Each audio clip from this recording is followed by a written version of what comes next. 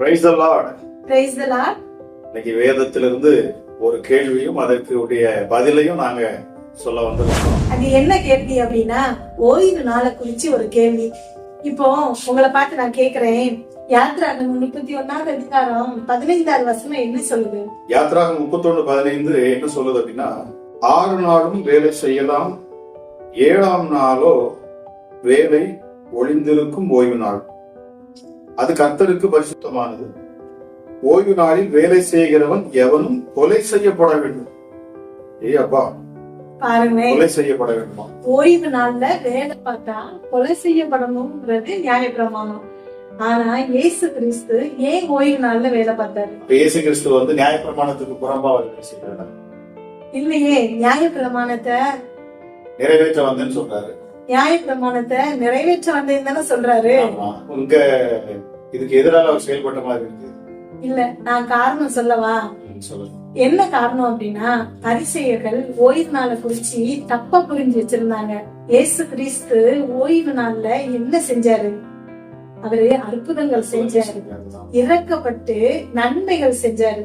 அப்போ ஓய்வு நாள் அப்படிங்கிறது மனுஷங்களை ஆசீர்வதிக்கிறதுக்காக தேவன் உண்டு பண்ண நாள். ஆனா அவங்க அதனோட முழு அர்த்தத்தை புரிஞ்சுக்கவே இல்லை. ஆனா பரிசேயர்கள் ஓய்வு நாளோட உண்மையான அர்த்தத்தை புரிஞ்சுக்கல. அவங்க ஏதோ ரூலை நான் கண்டிப்பா ஸ்ட்ரிக்டா அதை ஃபாலோ பண்ணணும் அப்படிதான் நினைச்சாங்களே தவிர இந்த நாள்ல நன்மை செய்யணுங்கிறது அவங்களுக்கு தெரியல. ஏசப்பா ஓய்வு நாள்ல இறக்கப்பட்டு நன்மைகளை செஞ்சாரு. அதே இறக்கப்பட்டு ஏசப்பா அற்புதம் செஞ்சாரு. அதே இறக்கத்தை வந்து அதுக்கு முந்தின நாளோ அதுக்கு அடுத்த நாளோ செஞ்சிருக்கலாம்ல? ரொம்ப அருமையா கேள்வி கேக்குறீங்க.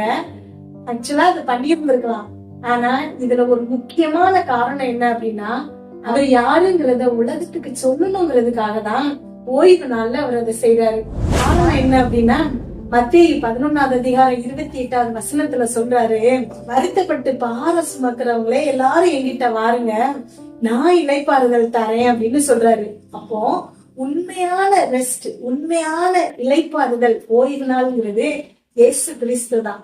ஆக ஏசப்பாவுடைய உயிர்த்தெழுதலுக்கு அப்புறம் நம்முடைய ஆவிக்குரிய இளைப்பாறுதல் இயேசு கிறிஸ்து மாத்திரம்தான். பிசிக்கலா நீங்க ரெஸ்ட் எடுக்கிறதுங்கிறதெல்லாம் ரொம்ப முக்கியம் இல்ல.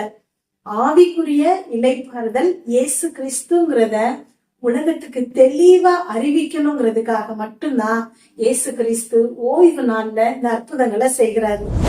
சூப்பர், அருமையான ஒரு விளக்கத்தை கேட்டோம் பாருங்க. இளைப்பாறுதல், இயேசுதான் இளைப்பாறுதல். மத்தேயு 2:28 கூட இப்படி சொல்லப்பட்டிருக்கு, இயேசுதான் ஓய்வு நாளுக்கும் அவர் தேவனா இருக்கிறார். அப்ப ஓய்வு நாளுக்கும் அவர் தான் தேவனா இருக்கிறார். ஆக இளைப்பாறுதல் என்பவர் நம்முடைய ஆண்டவராக இயேசு கிறிஸ்து தான். அதனால முக்கியத்துவம் வந்து நம்ம இயேசப்பாவுக்கு தான் கொடுக்கணும், ஓய்வு நாளுக்கு இல்ல. அருமையான ஒரு விளக்கத்தையும் நம்ம கேட்டோம். சரி, இது வந்து உங்களுக்கு ஒரு பயனுள்ள ஒரு கேள்வி பதிலா உங்களுக்கு இருந்திருக்கும். இதே போல அடுத்த இன்னொரு வீடியோலையும் நம்ம என்ன செய்ய போறோம், ஒரு கேள்வி பதிலோட நம்ம சந்திப்போம். கர்த்தர் தாமே உங்களை ஆசீர்வதிப்பாராக. God bless you.